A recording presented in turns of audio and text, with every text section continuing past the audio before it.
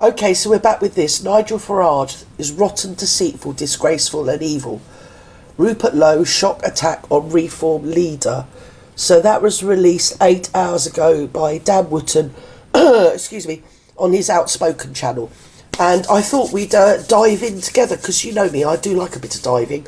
So let's go. Nigel Farage's What's he done now? investigation into so-called bullying claims Right. against the ex-Great Yarmouth MP in a massive escalation of this civil war between the two men, which Right. looks like it will end up resulting, by the way, in a new political party for Britain, Oh. perhaps one backed by a certain Elon Musk. So, Oh dear. Rupert has published an open letter. That could be a It problem. is worth me taking you through some of the highlights. Right. He is responding to the fact that the BBC has published leaked messages against Nigel Farage, which he says prove that the Reform leadership have zero integrity, and he has no faith that their investigation is being Well, it conducted. just goes back to what I've been saying all along. Oh, here we go. Oh, this is even better. I've got quite a few of these from other people. Why on earth wouldn't they let Casey finish her investigation? She is hot, damaging the party from Farage, activist, So why not let it finish before going public? But beyond that, he is contemptible. Yeah, so obviously, I think Farage, because he's quite limited, he's actually only going for they're not national election, they're local elections in May. And I don't think everybody will have them, but they've obviously mooted enough people in seats that they could take across local councils, etc., to try and get more traction in the the political sphere. So, and this has broken out about Lowe, because Lowe said something, or somebody said that Lowe said something. I don't care, right? And it was ages ago. And apparently Lowe gave his honest opinion, which apparently you're not allowed to do. Because Nigel Farage and Reform and all their supporters, a lot of I'd say the majority of the supporters are just like me, to be fair. But they're hardcore. They've got a real backbone of supporters that are as bad as the left. They just don't want to recognise it or admit to it. And, can't have your own opinion, and he will stand up and grandstand about free speech, but if somebody says something or steps out of line, he is a one-trick pony. He is like the master of his own thing, isn't he? He's got to have the spotlight on him. He's sort of like an aging Meghan Markle, isn't he? He is. Yes, we've got to all bow down to him because he apparently got Brexit, but we kind of gleaned who he was in between that, because there's been a lot of other stuff that's happened since then. I'll never forget when everybody supported him ardently and avidly in the 2019 election. Was it the 8th of December 2019 that brought in Boris? And at the very last moment, despite garnering a massive fan base across the country, and I think there was something going on. Was it something going on about Tommy Robinson? I mean, that would make a change. It probably was, because there's usually something public in there. And everybody supported him and everybody was for him. And then right at the last moment, he told everybody to vote for Boris. So, but I mean, I just laughed. I thought it was funny. So, and then we got the lockdown and everything that entailed Boris. He's now got Elon Musk. Elon seems to know something that we aren't privy to. Is it, like it looks to me, in my opinion, and it is only my opinion, that maybe Elon is privy to the information that he knows, that, say, somebody like Farage, probably like Sunak and like Starmer and like Cameron, have all been to the Bilderberg and they've all been part of the World Economic Forum. So he's saying one thing in his national area, but his eye is on the global agenda rather than the national. So what I'm saying is he got in and he got traction in politics through posturing and pretensions towards national concerns, when really he knew as a political person that national doesn't mean niche. It's the global agenda that means everything. So once he's got himself into Parliament, he's got his feet under the table, he's got his bonuses, he's got his salary. I'm sure they'll be voting on an increase in their salary any day soon, because it's April in a couple of weeks, or in about 10 days, isn't it? 7 days. Yeah, a week, right? So this is where he is, and he's obviously now on a different agenda. You've got Zia Youssef. Yeah, for whatever reason, I'm not sure what happened really there. I know they got rid of Ben Habib. They got rid of all the well, are they moderates? Would we call them moderates? I think Farage would call them far right or something derogatory like that. But I would say they were more people that kept to their word. They were people of their word. They were pragmatic. Well, they weren't pragmatists. I think they were up to a point, and then they thought, oh, hang on, we've been duped, haven't we? They didn't play the game. They didn't know the bigger picture like Nigel does. Nigel knew the bigger picture. And Mr. Spice, I mean, I had Mr. Spice's number every day of the week. He's a wrong one. And they're all there for their own reasons rather than anything to do with the people that voted them in. And, of course, what they'll do running up to the 2029 election is that they're garner a load of hooky nonsense and get people hating on people and divide them again, so that they can get that disaffected but original voter base back to vote for them no matter what. Basically, by everybody else not being worthy of a vote. Do you get me? So you've got nobody to vote for, and reluctantly you'll vote for them. And this is an old trick if you look down the... probably from about the probably post-war Britain politics onwards, this technique has become increasingly a thing that they do. So they will say literally anything. They will sell their mums, they will sell their daughters, they will sell their wives, they'll sell everything and everybody to get into power. And then once they're in power, they just forget it all, don't they? Do their own stuff. Because the bigger picture is the bigger agenda, which makes them a whole lot more money, ultimately. Glad hand into the globalists. There you go, and the Bilderbergers. And I happen to know quite a lot about the Bilderbergers. I might share with you one day. I'm very, very well connected to the Bilderbergers. Biologically, let's put it that way. So, yeah, and I don't like to badmouth the Bilderberg group, but it does seem to be a theme. And I think when it was started, well, I know when it was started for good intentions. And, of course, it was just, warped out of all... Like the European Union, that was started for really good intention. That was started by several people that had been through 2 world wars and in the future didn't want to see Europe disintegrating again, and all the borders and all this, I don't know what you call it, isolationists and all this rubbish and nationalists, and thought, well, if we're all one big happy, clappy, happy family, it won't happen again. But they were thinking that in sort of, I think it was the run-up to the Second World War, and then probably if they did think about it during the Second World War, they probably had more things to think about. But definitely after the Second World War, that is when they started looking again and thinking, should we network and team together and try to get Europe to be friends? So this conflagration and genocide, which is what it was. I know it was a world war, but Europe was decimated. I don't think there was a country that wasn't affected by Second World War. Probably Switzerland, but there again, they were probably affected in a different way. You just couldn't get away, and all of us, well, I'd say the majority of people alive now are only alive because somebody survived the Second World War, if you get me. So, yeah, I think the intentions were originally, politically and geopolitically, really honourable, but again, everything is maligned and just warped, isn't it? And what held true in post-war Britain really isn't the same now. I know they're always going, oh, that person's a fascist, that person's... Those margins and those denominations, those describers have changed.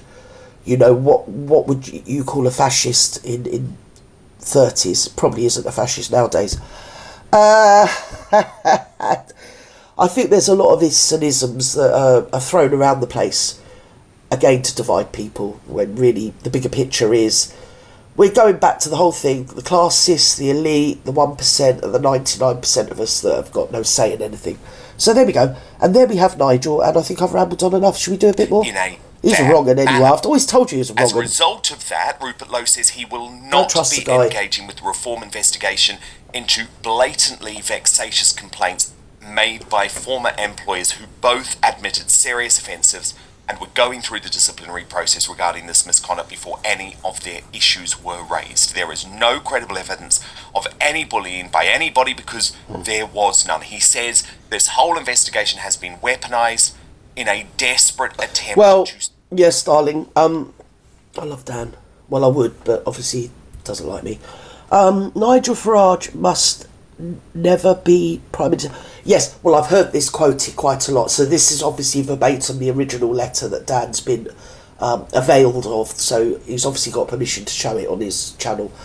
And I've made my mind up ages ago, before any of all this, who Rupert Lowe was, who Ben Habib was, who Richard Tice was, who Nigel Farage was. So all of this that's playing out now, it's not like a sort of clutching my pearls and grabbing my petticoats and getting all the vapours and being, mucho surprised though. No, this is exactly the way I would have thought it would have gone. I think he's an idealist, isn't he, Lowe? But he's a 67-year-old idealist that could actually be sunning himself in Marbella. He doesn't have to go through this. And from what I can hear, his wife would much prefer if he didn't. So if he says that Nigel Farage, and he's not the only person that I've heard say it, and it is my opinion, I don't even know the guy, right? If he says that in his opinion he thinks Nigel Farage should never be Prime Minister, that is based on something, and credible. So obviously, if I was asked to pick the most laudable and credible person between Farage and Lowe, it would always be Lowe. On strictly Nigel's actions and words, and Lowe's actions and words. You walk the walk, you talk the talk. Well, Nigel is very good at talking the talk, but he does not walk the walk. He's full of hooey, and he's just there he's probably got a Napoleon Bonaparte complex. Do you get me? One of them. I would do an impersonation of him, but I can't get the eyes. Nobody could ever do that. No, yeah. I'm just looking at him on another device, actually. I'm thinking, could I do that? Well, I've got the receding hairline, haven't I, darlings? Apparently. Anyway, let's go. Smear my name. Then things get even more brutal. Oh, dear. He says, I will not work with the rotten and deceitful reform leadership. Their disgraceful actions have put my honest and decent team through hell. Yep. If reform continues to harass my staff, trust me, there will be legal consequences. Oh my God, they just look like a bunch of bleeding fucks, don't they? Lee Anderson on a bad day. See to that.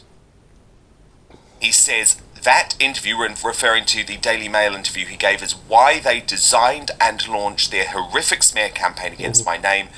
It is evil behaviour. Nigel Farage must never be Prime Minister. All I have done is tell the truth and will continue. Well, I mean, to assume, to start with, that he is this man of the people and it's not an affectation, in much the same way that Churchill used that same affectation, didn't he, to be elected.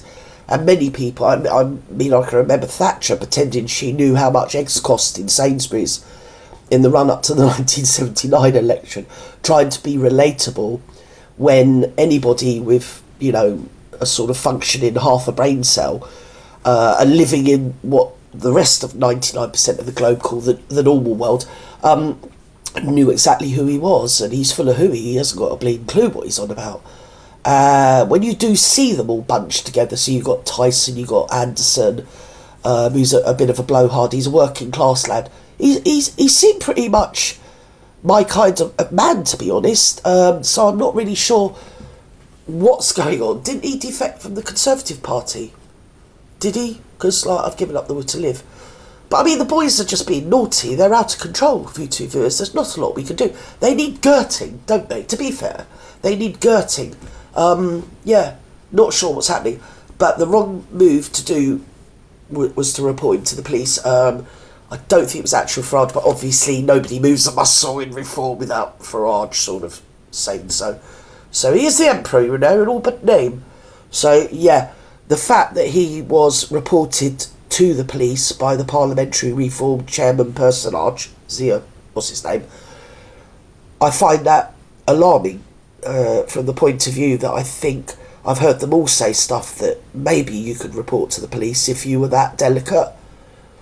So why have they reported a 67-year-old man to the police who's got a very small backing and a very small, well, he hasn't now, thanks to them, but before that he had a very small social media platform and actual legacy media platform. I'm not saying he hasn't been on them, but I don't watch legacy media, so I imagine he'd been on them, but he wasn't as well known as, say, Farage or Tice or Anderson. So there you go. That's all I'm saying. It's beating on the little person all the time. It's saying, well, I'm much bigger than you. You know, I'm over here in the playground and I've got all the biggest boys in my bullying gang and you're nobody. And how dare you point out that I'm a bully? How dare you say anything? Right, I'm going to deny, attack, reverse the victim to offender. They all do it. They all do it. I've had it done to me. You know, people that have been here long enough know how many YouTubers have had exactly that same treatment. You know, they can give it you all the time. You dare to defend yourself and all of a sudden you're the problem. You know, when all you were doing nothing wrong. You were just being completely normal, which Rupert Lowe was being. He was just conducting his parliamentary candidate business, what he does, parliamentary person. And the reform chairman made up a load of hooey about him. And it seems to be because he was, you know, allegedly wrong. He wasn't in the good books. There you go. He wasn't in Nigel's good books. Niggle was niggled. So there you go. That's what happened. And I think also, the death knell for Nigel was Elon Musk. Because I remember seeing his face in Parliament when they said to him, because he was glad-handed and taking all the approbation when people were saying, was it just after Christmas? Oh, Elon is saying he might make a big, like, 100 million donation to reform. And obviously he was crowing like the cock and sticking his chest out, wasn't he, Farage? And then Elon let it be known that he wasn't going to give it to him while he was the leader. And then they sort of played around with him in Parliament. They crucified him, really, took the piss. And his little face. So, I mean, the party's got to be bigger than the person. And if you really do believe all the stuff you're saying you believe, and you want all the things that you're pretending that you want, and you can see that the party would so much be benefited financially, morally, socially, politically, by you not probably being the mouthpiece of it, unelected mouthpiece, I'll have you say,